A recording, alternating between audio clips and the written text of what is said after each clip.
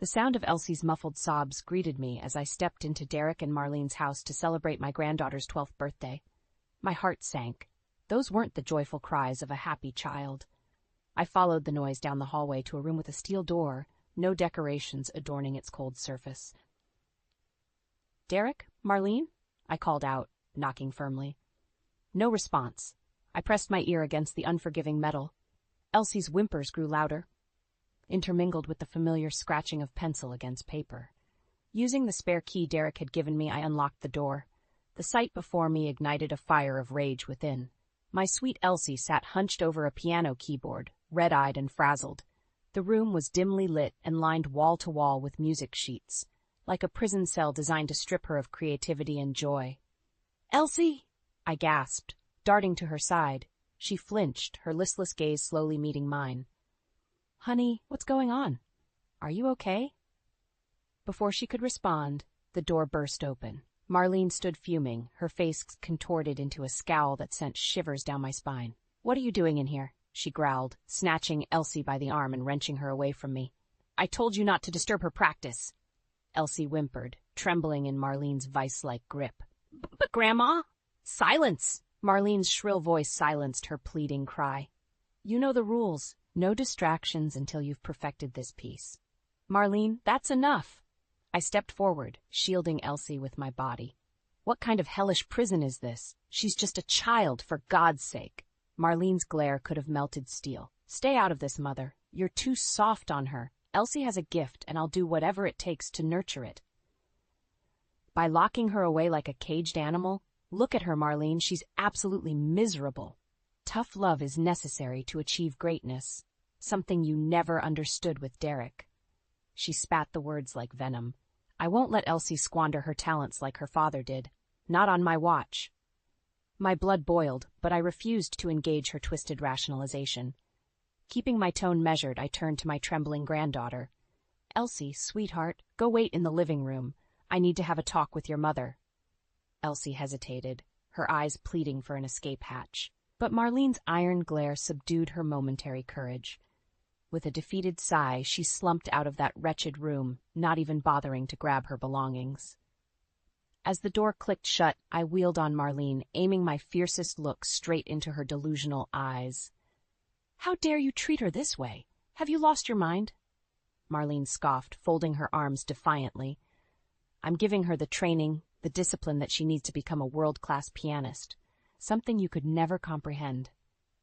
"And at what cost?" I demanded, fighting to keep my voice steady. "Her childhood? Her happiness?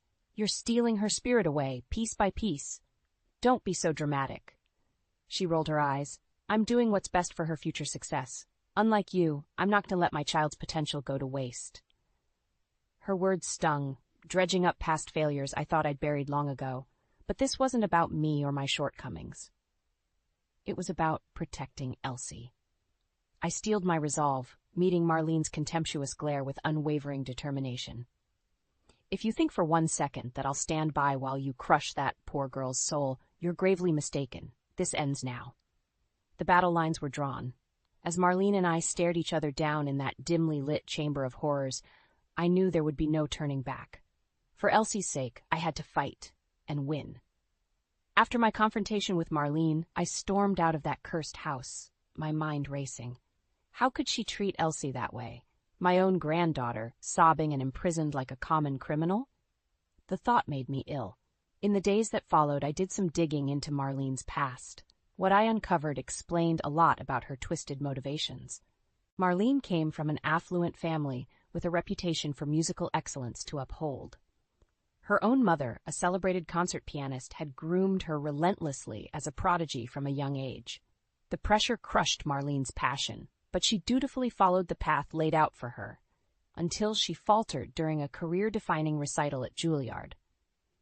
That failure shattered her psyche, and her family promptly disowned her in disgrace. The revelation crushed her dreams and her spirit. She spent years drifting aimlessly until meeting my son Derek.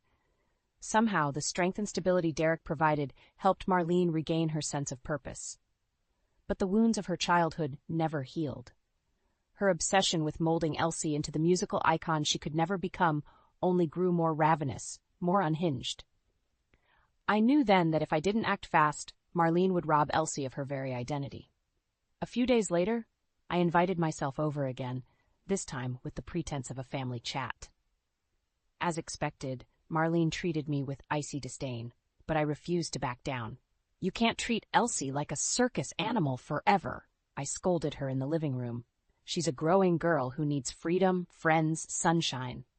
Marlene rolled her eyes. "Don't start with your sentimental crap again. All that matters is hardening Elsie's focus, eliminating distractions. That's the only way she'll reach her full potential." "By destroying her spirit?" I cried incredulously. On cue, Elsie shuffled in looking ragged and exhausted. "There you are, lazy bones," Marlene snapped. "Get over here and show Grandma how far we've come." The haunted look in my granddaughter's eyes as she took her place at the piano keys will forever be seared into my brain. Slowly, mechanically, she began playing an intricate Mozart piece with cold, clinical precision. Not an ounce of passion or joy flowed from those nimble fingers. When she finished, Marlene turned to me with a triumphant smirk. "You see? Perfection takes sacrifice. That's something your pathetic son could never grasp." Before I could object, Elsie suddenly collapsed into a fit of shuddering sobs. In a flash, I was at her side, cradling the poor girl as she cried into my chest. "Please." "No more," she whimpered between ragged breaths. I can't do this anymore." My blood boiled over as I glared at the vile woman towering over us. "Are you happy now, you wretched hag? Look at what you've done to her." Marlene's face flushed a deep crimson, her lips curling into a sneer of pure contempt. "How dare you let sentiment cloud your judgment? I'll not have my daughter grow up to be a quitter like the rest of your loser family." I saw red. Before I could stop myself, I stood and charged at Marlene, my hands coiled into trembling fists. "You evil, miserable Hey!" A booming voice froze me mid-lunge. Derek barreled into the room, grabbing me by the shoulders. "What in the hell is going on here?" As my son stared at me in shock and confusion, I knew I had to make him see the truth. If I didn't, Marlene's torment of Elsie would never end. I couldn't fail now, not when my granddaughter's future was at stake. Steeling my nerves, I turned to Derek and uttered the words I'd been dreading. "Your wife is abusing your daughter." Derek stood frozen, his mouth agape as my accusation hung in the air like a suffocating fog. Marlene wasted no time trying to regain control of the situation. "Don't listen to her ramblings, dear," she purred, slithering up to Derek with serpentine charm. "You know how emotional your mother can get. She's just jealous of Elsie's talents." "Jealous?" I sputtered, my rage bubbling over. "You twisted, delusional snake! I'm trying to protect my granddaughter from your psychotic abuse." Derek's brow furrowed in confusion as he looked from me to Marlene and back again. "Abuse? What are you talking about, Mom?" "Open your eyes, son," I pleaded, gesturing to the disheveled, cowering form of Elsie still crumpled on the floor. "Look at what your wife's training has done to that sweet child." A glimmer of clarity crept across Derek's face as he absorbed the heart-wrenching scene before him. But Marlene swiftly snuffed it out with a theatrical display of motherly affection. Sweeping over to Elsie, she scooped the quivering girl into a tight embrace. There, Pumpkin, don't listen to Grandma's scary stories. Mommy just wants what's best for her little star." Derek's jaw clenched as he warred with the conflicting realities vying for his trust. In that moment, I realized the true insidiousness of Marlene's manipulations. I had to break through at all costs. "That's enough of your lies," I bellowed, startling them both. Reaching into my pocket, I revealed the sleek phone I had purposely left recording audio during our confrontation. "You hear that, Derek? I have proof of the vile way your witch of a wife treats your daughter." My voice dripped with a mixture of fury and triumph as realization crept across Marlene's twisted features. You had no right," she seethed through gritted teeth. "Every right," I shot back with righteous fury. "As her grandmother, I'll do whatever it takes to protect Elsie from your madness." Derek stood shell-shocked as Marlene and I faced off, tremors of rage rolling off us both in palpable waves. Finally, my son found his voice. "Mother," he said in a tone that brokered no argument, "show me what you have on that recording. Now." My heart soared with vindication as I eagerly played back the device. Marlene's harrowing threats and insults filled the room in lurid detail as poor Elsie wept and pleaded for mercy. Derek's face drained of color as the truth burrowed into his consciousness. When the clips ended, a heavy silence blanketed us all. Nobody dared break it. Finally, after what felt like an eternity, Derek moved toward Marlene with grim determination. "Get out," he said in a low, dangerous rumble. Marlene blinked, her mouth forming a shocked O. "What?" "You heard me," Derek growled through gritted teeth. "I want you out of this house. Tonight. I'll make arrangements for Elsie and send for your things later." But Derek," Marlene sputtered, her mask of regal confidence melting away as panic set in. "You can't be serious. It's all a misunderstanding." Derek's face twisted into an expression of pure disgust and loathing. "Save it. I'm done being blinded by your manipulations. What kind of mother terrorizes their own child like that?" His words lanced deep, a killing blow to Marlene's delusional charade. She opened her mouth as if to protest further, but seemed to think better of it. With a final, hateful glare in my direction, she stormed out of the room. Elsie watched her mother's retreat with a strange, hollow look, as if awakening from a long, tumultuous dream. Derek pulled her close, cradling his daughter's fragile form while I looked on with bittersweet relief. The worst was over, or so I thought at the time, but the battle to secure Elsie's freedom had only just begun. In the days following Marlene's explosive exit, an uneasy calm settled over Derek's household. Elsie roamed the home in a daze, as if emerging from a years-long trance. Simple pleasures like playing outside or watching cartoons seemed novel concepts to her. Derek tried valiantly to make up for lost time, but his demanding job often pulled him away, leaving me to pick up the pieces and guide my wounded granddaughter back to normalcy. It wasn't easy. Years of Marlene's toxic manipulations had taken their toll, but I was determined to help Elsie rediscover the joy and freedom she deserved. Our neighbor Simon Hayes proved an unexpected ally in that mission. A kindly divorced man who lived 2 doors down, Simon had quietly observed the troubling patterns at Derek's home for years. I had my suspicions something wasn't right over there, he told me one morning as we sipped coffee on his patio. But every time I tried getting close to Elsie, that psycho wife of Derek's would chase me off like a mangy dog. I shuddered, remembering Marlene's fierce territorial instincts when it came to protecting Elsie from outside influences. Well, she's out of the picture now, for good, I hope. Simon's expression turned grave. "You know it won't be that easy, right? Women like that don't just slink away quietly." His ominous words sent a chill down my spine. Before I could respond, Elsie bounded over, her face alight for the first time in ages. "Grandma, Mr. Simon, can I go explore the creek today?" She bounced on her toes with pent-up energy, reminding me so vividly of her joy-filled younger self. "Of course, sweetie," I beamed, pulling her into a bear hug. "Just be back before dinner, okay?" She grinned and scampered off, grabbing a sketch pad and colored pencils on her way out. A familiar pang tugged at my heart as I watched her go. How many other childhood memories had that evil woman stolen from my grandbaby? "You got lucky, you know." Simon's gruff voice pulled me from my brooding. Having proof of what that psycho was doing, I nodded soberly. "Believe me, I know, which is why I'll stay vigilant until we've secured Elsie's future for good." The burly man frowned, seeming to wrestle with something on his mind. Finally, he spoke up in a low, conspiratorial tone. "There's more. Things I've documented over the years. Videos, audio recordings, stuff that could really nail that witch to the wall in court if need be." I gaped at him in astonishment. "Videos? Of Marlene? How?" Simon's expression turned grim. "Let's just say I invested in some high-tech security cameras a while back, the kind that can see and hear for blocks." He let that ominous fact linger for a beat before continuing. "Look, I got the footage backed up somewhere safe. Could help make sure that snake never slithers near Elsie again." My head spun as I processed his bombshell admission. Part of me felt guilty about the prospect of weaponizing a neighbor's surveillance data against Marlene. But after the hell she'd put my family through, I quickly shoved those qualms aside. "Thank you, Simon," I replied with grave sincerity. "I vow to use any ammunition at my disposal to protect Elsie going forward." The man grunted and gave a resolute nod. "You just say the word and I'll—" "Elsie!" Derek's panicked bellow cut our hushed conference short. He came tearing around the hedges toward us, eyes wild and chest heaving. "Marlene, she showed up out of nowhere," he sputtered, struggling to catch his breath.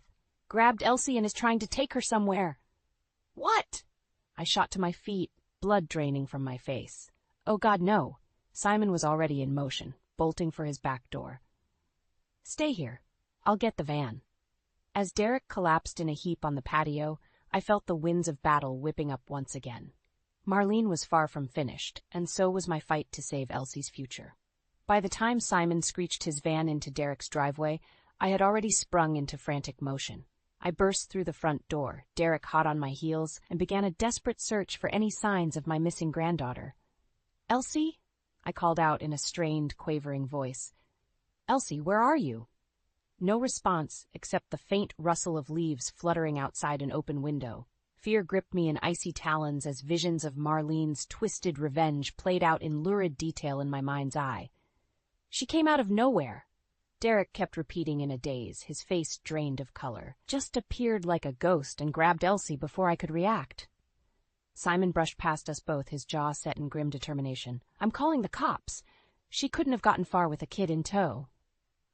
But I knew better than to underestimate the lengths Marlene would go to hold on to her warped ambitions. My heart thundered to a staccato beat of pure rage and dread as I tore through the house, hunting any clue to where that psychotic woman had fled with my Elsie. Finally, a tiny voice reached my ears from the direction of the living room. A voice so pitiful and broken that it froze the blood in my veins. "Grandma." I wheeled around, following the sound to a closet door left ajar. Summoning every ounce of my courage, I pulled it open to find a horrific sight. Elsie, crumpled in a trembling heap, one hand bound with rope to the metal rack above, her eyes brimmed with a haunted mixture of terror and pleading as her lips formed the words again. "Grandma, help!" "Elsie!" I cried out, quickly untying the knot and scooping her frail body into my arms. "Oh, honey, what did that monster do to you?" "Mother?" She whimpered, clinging to me with desperation. She said he couldn't leave until I was perfect." My heart sank in revulsion as fitful glimpses of what Marlene had put this poor child through flashed across my mind's eye. Clutching Elsie tighter, I spun to see Derek and Simon staring at us with twin masks of horror. "We have to get out of here."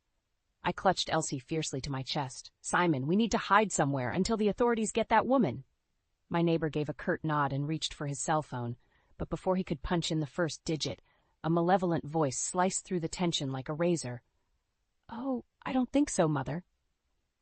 Marlene emerged from the shadows in the hallway behind us, her feral gaze boring into mine with psychotic intensity. In her hand she gripped a wicked-looking blade, its serrated edge glinting with sick menace. "One more step," she seethed in a guttural rasp. "And I swear on all that's holy, you'll never see your precious granddaughter alive again."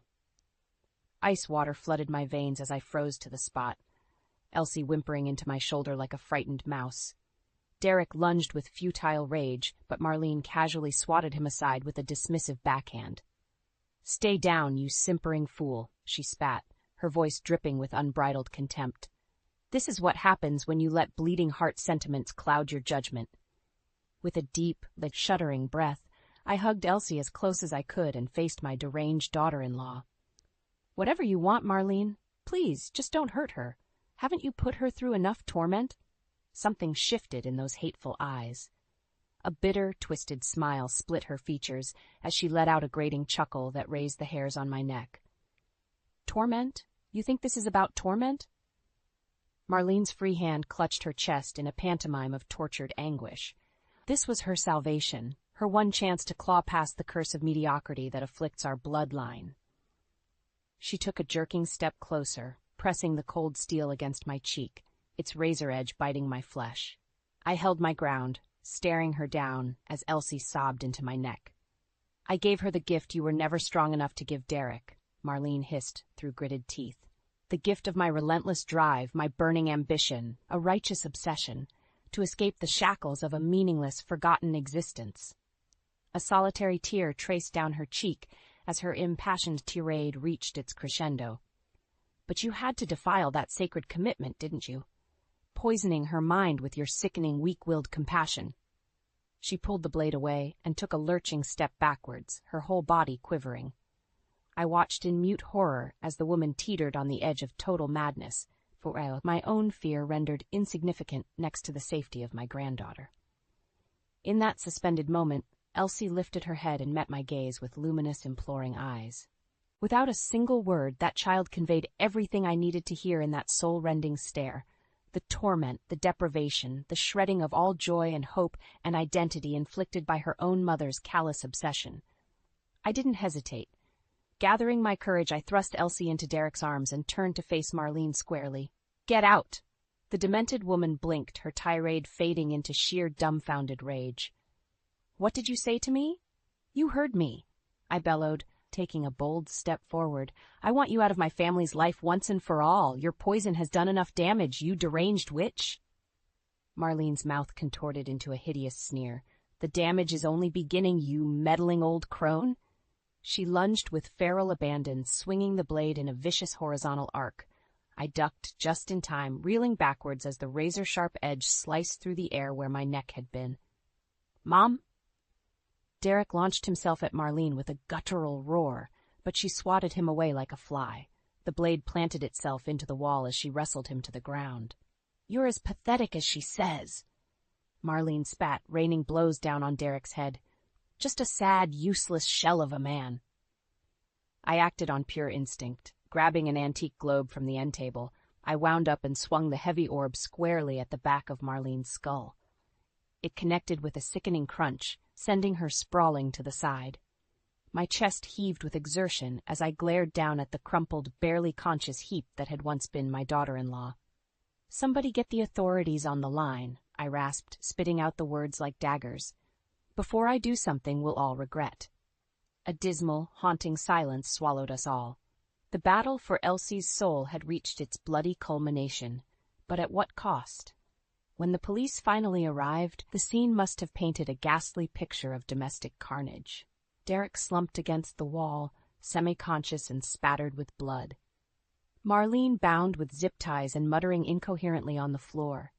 And me, Lorraine Ellis, clutching my sobbing granddaughter with a vice-like grip as the madness of the past few hours finally caught up to all of us. The officers had to practically pry Elsie from my arms to assess her condition. As they loaded Marlene into the back of their cruiser like a rabid animal, she let out one final tortured howl that sent chills down my spine. "You'll all be forgotten," she screeched, writhing against her restraints. "Nameless vagrants wasting away in the gutter with the rest of the talentless nobodies." Then she was gone, like a living nightmare being hauled away. But her lingering malice hung over us all with palpable dread. What now? Where did we go from this point? Over the next few days, the fallout from Marlene's explosive unraveling rippled through our quiet community in waves. Derek resolved to take an extended leave of absence from work to be with Elsie and enter family therapy to process the trauma. Meanwhile, Marlene faced a firestorm of legal troubles. Her assault charges were compounded by allegations of child abuse and imprisonment uncovered during the investigation. The judge ultimately ruled that she should undergo mandatory psychiatric evaluation and counseling to determine the threat she posed to her own daughter.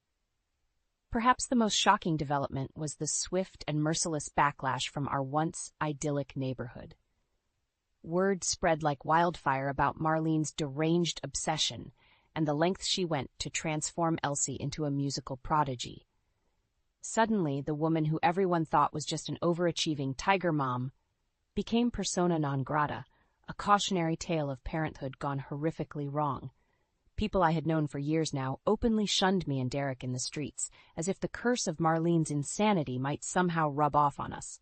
The cruelest judgments, however, were reserved for poor Elsie. "Did you hear about the Bennett girl? What a shame, such a waste of talent." "You know her mother was grooming her for Juilliard from birth? Can you imagine the pressure? No wonder the girl cracked. Apple doesn't fall far from the tree, as they say." Though they tried to shield her, the whispers and sideways glances cut Elsie deeper than any blade. The idea that her own mother's delusional ambition had somehow indelibly stained her future potential was a shadow she couldn't escape. At least, not by staying in this town much longer. It was around this time that Simon, bless his ornery heart, stepped up with a proposition. His sister happened to manage a ranch in a remote part of Montana where Derek and Elsie could live off the grid for as long as they needed to heal. A chance to make a clean break and start totally anew. Though I longed for them to stay nearby, I knew it was the wisest path forward. So with a heavy heart, I began making preparations to send my loved ones off to greener pastures, far from the toxic legacy Marlene had bequeathed to us all. As I stood in the driveway hugging Elsie goodbye, I fought back hot tears. This wasn't a McKenna family tradition I ever wanted to repeat, watching the next generation flee their trauma to find hope elsewhere. But if that's what it took to free my granddaughter from the shackles of her mother's madness, then so be it. No sacrifice was too great to redeem Elsie's shattered spirit. "I love you, sweetheart," I whispered, cradling her face in my hands. Her vacant eyes glistened with a lifetime's worth of hurt and confusion. "No matter where life takes you, I'll always be here when you need me." She nodded wordlessly, shuffling toward the waiting truck. As the engine sputtered to life and they pulled away, I felt a profound sense of resolution wash over me. By sheer grit and the grace of heaven itself, I had kept my vow. Marlene's toxic reign of terror had ended. All that remained was to help Elsie rediscover the joy that had been so cruelly robbed from her childhood.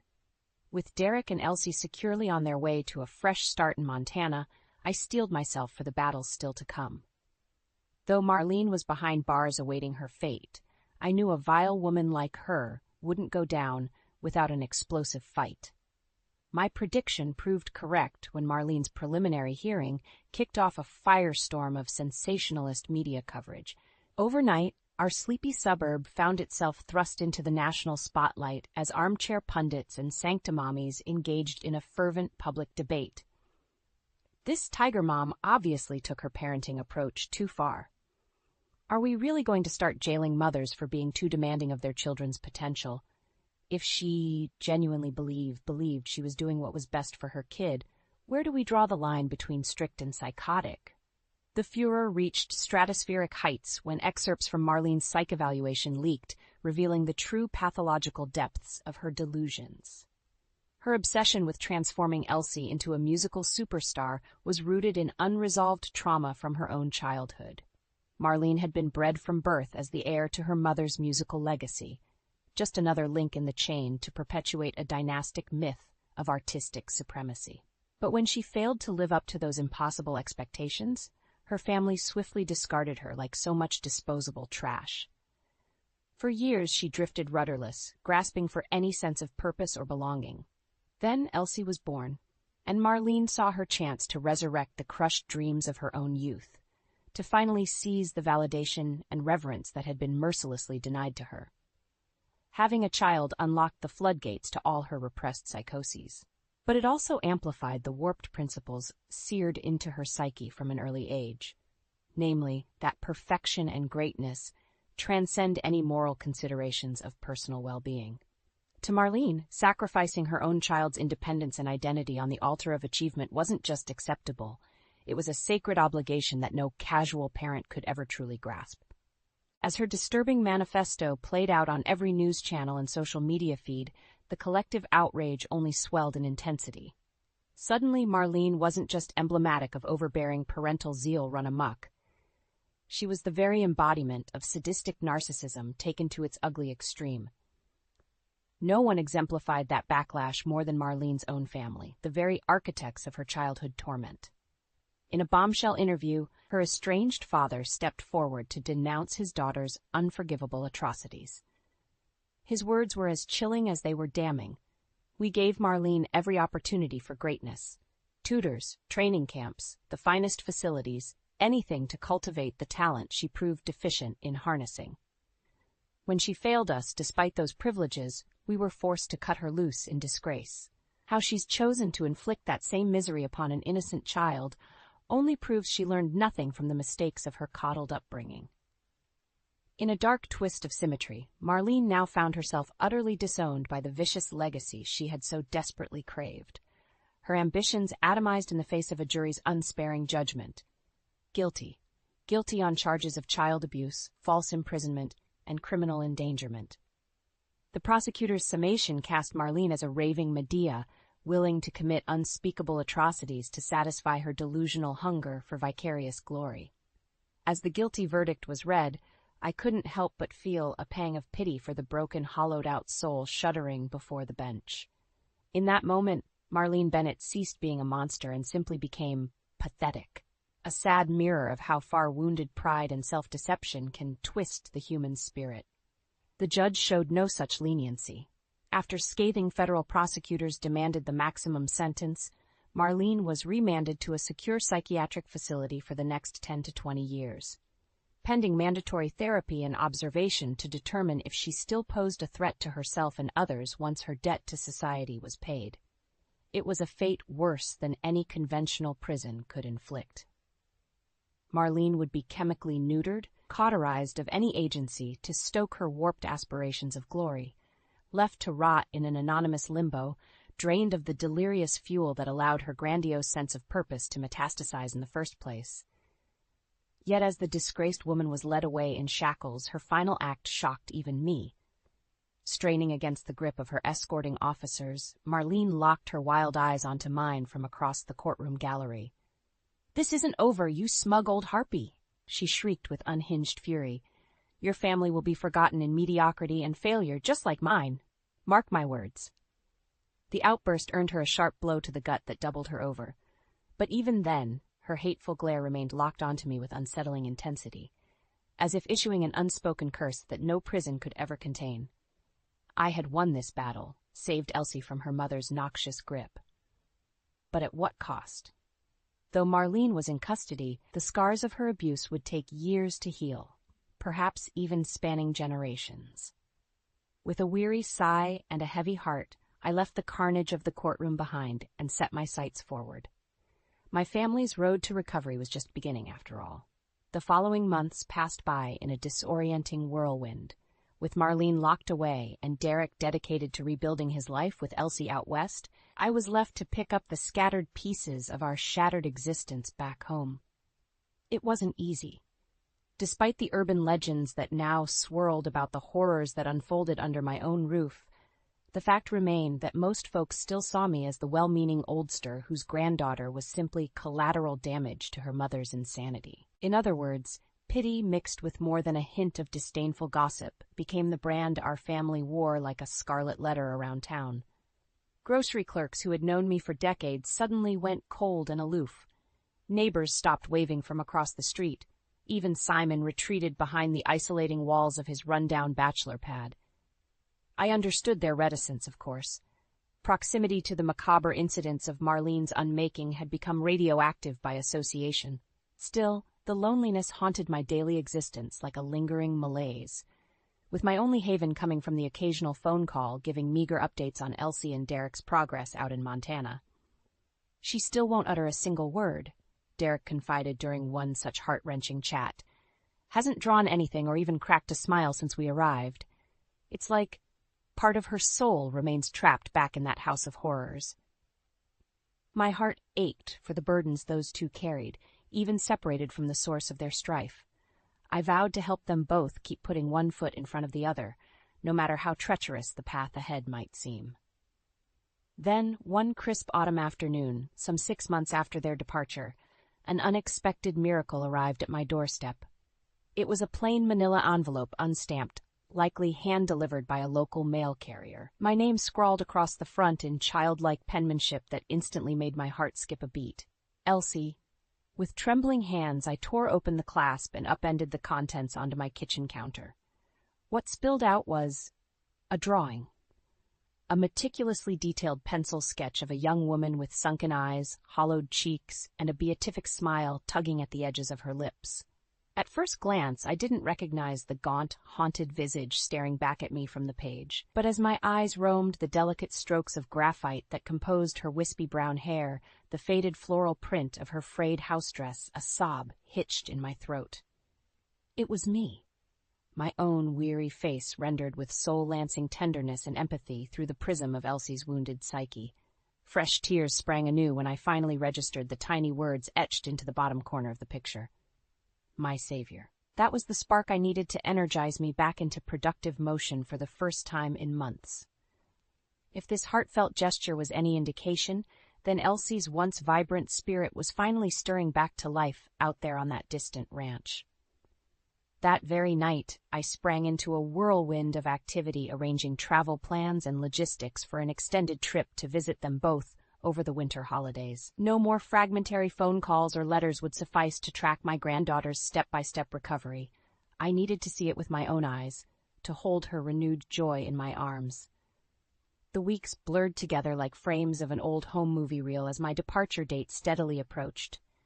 Before I knew it, I stood bundled on the windswept front porch, suitcase in hand, and greeted by the grinning, rosy-cheeked face of Simon.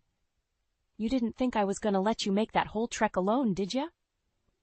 The gruff loner smiled from beneath his faded cap before nodding toward the battered Ford idling at the curb. "Now come on. Nothing but wide-open road between here and there." My heart swelled with profound gratitude for my newfound friend's enduring devotion. After exchanging a teary hug, I hurried to join him for the long journey toward healing and rebirth.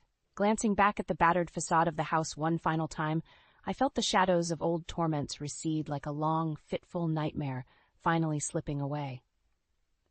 Though formidable challenges still lay ahead, the glimmer of hope that Elsie had rediscovered her fighting spirit was the balm I needed to carry on. No matter how long it took, no matter what hurdles arose, I would be there for her restoration. The guardian she needed to guide her back into the warm light of joy and self-discovery. This time, permanently freed from the shackles of her mother's poisonous ambition. With Simon's van, now bound for the winding roads of deliverance, I allowed my spirit to soar ahead with the winds of optimism and renewal. My mission had reached its apex, and the rays of a new dawn beckoned on the horizon. Elsie's torment was over. At long last, the cycle was broken.